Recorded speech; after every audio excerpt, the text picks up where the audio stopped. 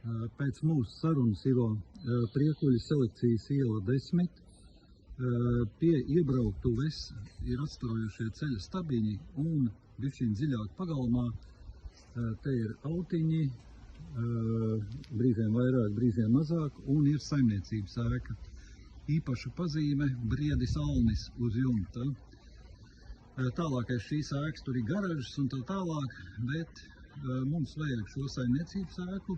Pie saimniecības ēkas strīpaini, krāsaini dēļi, kaut kādi mani paraugi, krāsu fana logo, tas ir mans.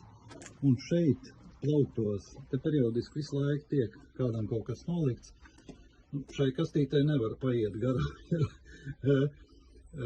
Šis ir Andrai. Vienkārši droši iebrauc pats, paņem. Es parasti vīriem smaidu, tas ir tā kā mans vietējais pakumāts, jā. Viņš man aizvieto darbinieku par kārtējo 1000, jā. Un droši, pats patstāvīgi iebrauc pie šitās sieniņas, jā.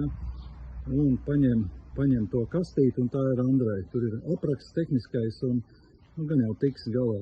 Paldies liels!